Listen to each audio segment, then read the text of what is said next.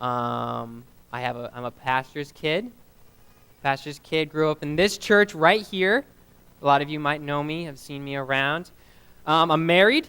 To Christina back there. Why don't you stand up? Everybody can see her. Stand up. Yeah, there she is. Woo! I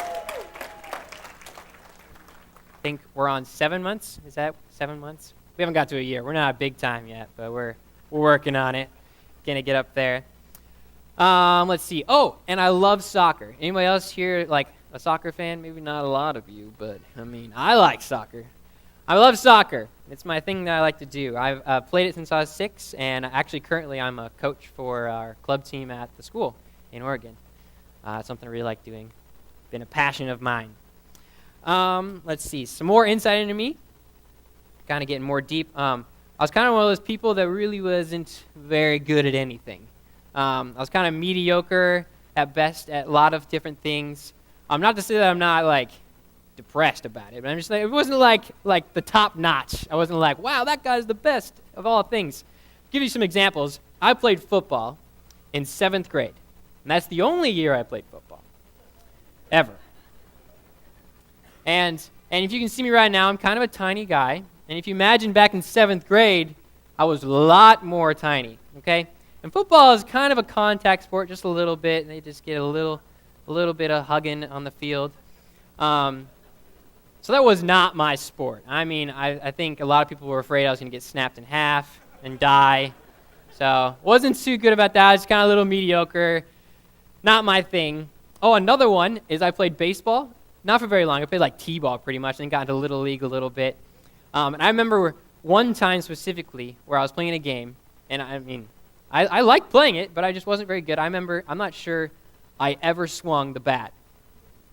I'm not sure I even hit the ball. I'm pretty sure my dad was there encouraging me because I just wasn't doing very good, but I'm pretty sure I had never swung the bat, and the team was like, what are you doing? But our team was undefeated. I don't know how that happened. I was on that team, but we were undefeated. Wasn't too good at that, and even in soccer, the thing that I love the most, I'm still not like the top notch. I'm just kind of the mediocre player. Like, for example, I've been playing since I was 6, so you'd imagine I'd be super great. So then when I got into the high school team that they had, I didn't make varsity until I was a junior, even though I'd probably been playing like 10 years longer than everybody else on the team. So it didn't make it quite there. I was just kind of mediocre, which wasn't a big deal. I still loved playing. It wasn't a big deal for me not to be on the best team. I just still got to play. I was on the junior all-stars. We were the best team there. And even now as a coach, I'm still not, I'm not the best coach there could be. I'm not some guy teaching them like some world-class team. I'm just, just there for fun. It's just kind of mediocre at that. And there's lots of times I could have just given up on that. Could have been like, well, I'm really not that good. You should be good to, do things. So why am I even bothering with this soccer junk? Why am I even bothering doing all this? And I probably wanted to all the time to give up on soccer. I didn't want to practice anymore. I didn't want to do this. I didn't want to be on the team because I knew I was going to let them down because I wasn't quite good enough. I wasn't up to the par that they wanted me to be. But I never gave up. I wanted to, but I didn't. Now, why? Why would I do that? Well, the simple answer is because I love soccer. I love it so much. It's a passion of mine. Like, we rank passion. You'd get like youth ministry, my wife, soccer. And then it's like right there. And then you get family right under that. And just maybe that might not be. But it's a huge passion of mine. That's why I haven't given up on it, because I love it. I love soccer. And I'm sure you guys have lots of things you guys love, things that you enjoy doing that's just a big passion for you. I know a lot of you run small groups, and I'm sure that's a passion of yours, to run that group of yours, to do that. And now there's this guy in the Bible. He's not very well known. He's a little guy. He's got like a couple verses to his name. But he's got a big deal in what I'm going to talk about today. His name is Benaiah. And if you can put that first verse up there, we're going to read this. You don't have to read it out loud. You can read it while I'm reading it to you. It says, "There was also Benaiah, son of Jehoiada, a valiant warrior from Kabzeel. He did many heroic deeds, which included killing 2 champions of Moab. Another time, on a snowy day, he chased a lion down into a pit and killed it." Next verse, please. "Once armed only with a club, he killed a great Egyptian warrior who was armed with a spear. Benaiah wrenched the spear from the Egyptian's hand and killed him with it." Okay, so this guy, Benaiah, I don't know if you caught all of that there, but he did a lot. That's a lot that he did right there. He did 3 great things right there. He's this gutsy guy, okay? Because he's fighting, I think the first one is there. He's talking about, he fights 2 champions of Moab. Okay, so what I imagine when you get there is these are 2 Hercules. If you guys know who Hercules is, the Greek, son god of Zeus or whatever. Okay, like a big deal, like the strongest, the best of Moab, okay? There's 2 of these guys, the best of the best, against one Benaiah, okay? I don't know how big Benaiah is. He's probably my size, so probably not very big, whatever. And against 2 big guys, and he takes them on, no big deal, and they're gone. They're done, okay? And the next one, he's killing a lion. Okay, he's killing a lion. Who chases a lion? Nobody chases down a lion and kills it, okay? So he's gutsy. He's taking on, and then this last one about the Egyptian warrior, okay? It says he's armed only with a club. And pretty much what that means, he's got a cane. He's got a little walking stick, and this guy's got a spear. And spears back in the day, they were huge. Spears were massive, like 9 feet long, like these massive things, and he's got a little 4-foot cane against this guy. He takes it, he rips it out, and, kills him with it. But, it's gutsy. Nobody does that. When you're outnumbered, you don't necessarily want to go for it. That's not a normal response. If you get that, it's not a normal thing that he's doing here. It doesn't quite make sense. Normal people would probably run away or say, hey, I'm sorry, I didn't mean to say that thing about your mom that one time, or I don't know what happened, but something like that where you'd be apologizing. Normal people would run away and just apologize and do that, but he never did. Now there's one in here that I want to talk about specifically, and it's the one with the lion. If you can go to the next one, it's just right here. Another time on a snowy day, he chased a lion down into a pit and killed it. And there's not a lot there to kind of tell you what actually happens there.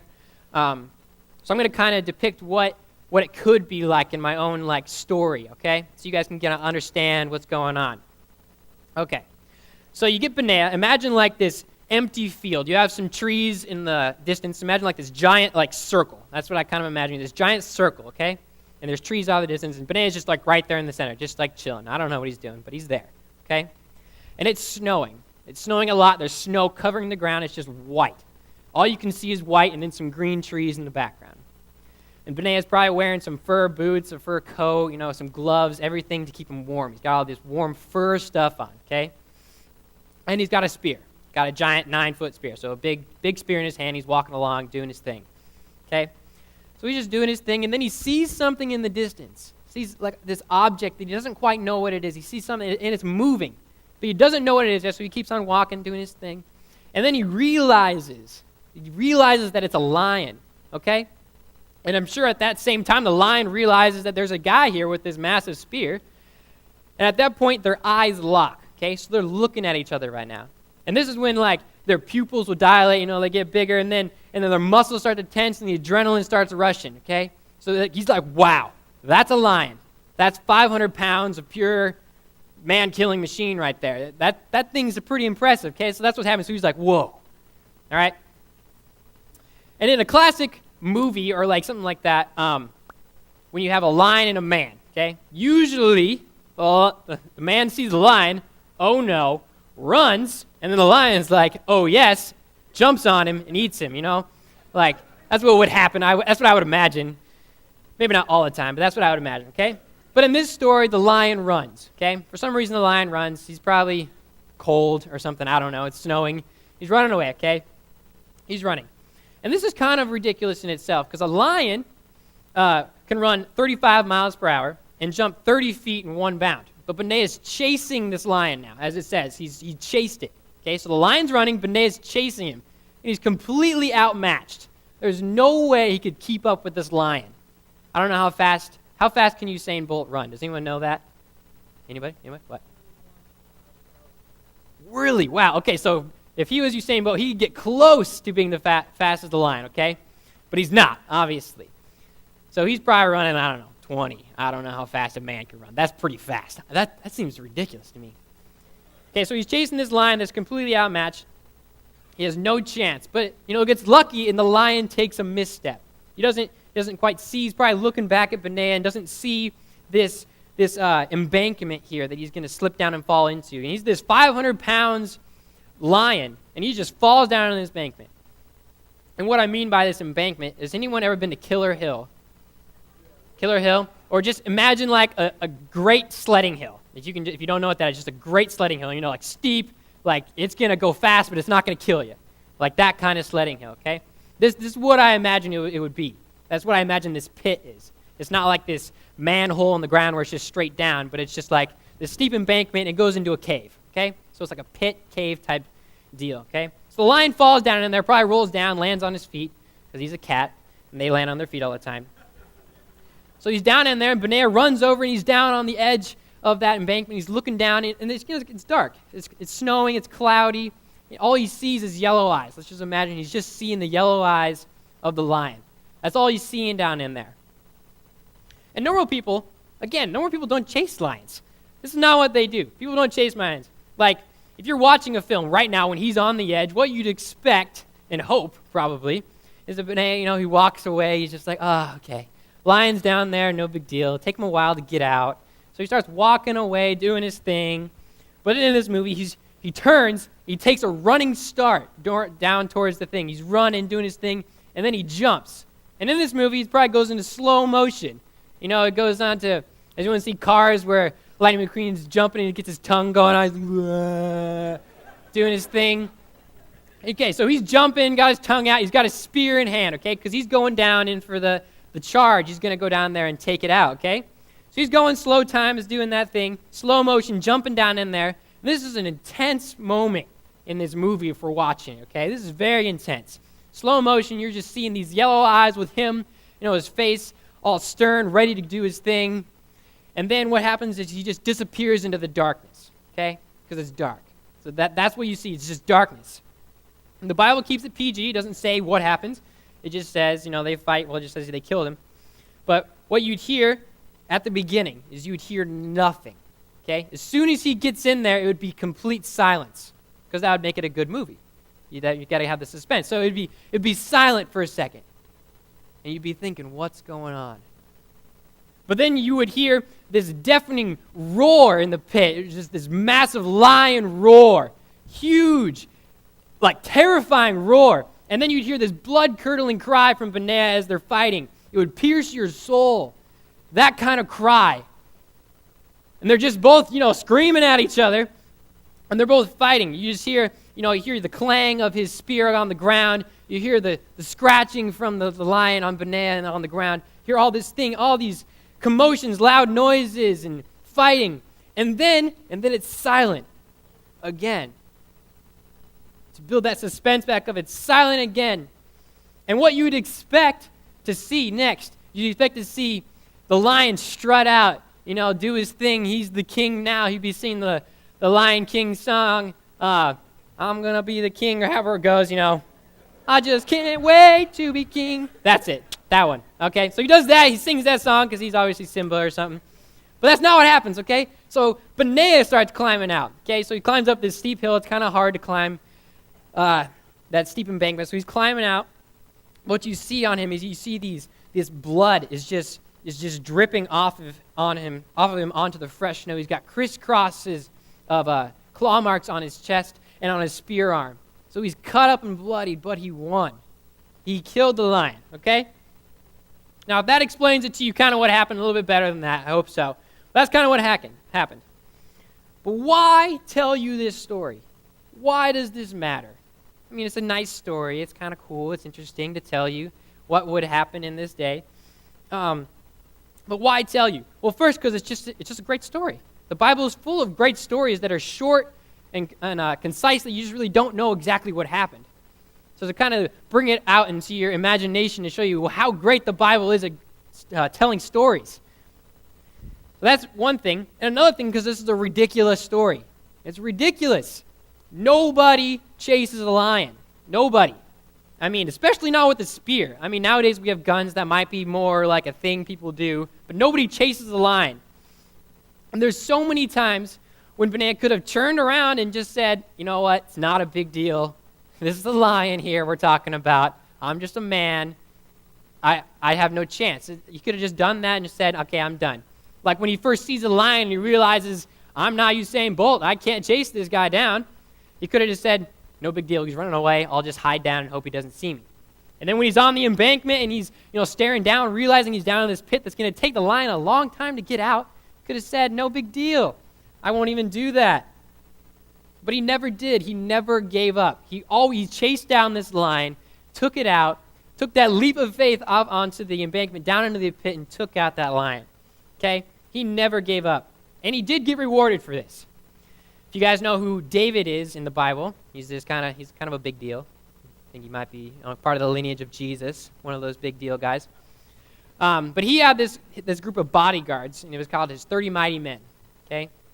These are just, standard bodyguard unit that would just be guarding him.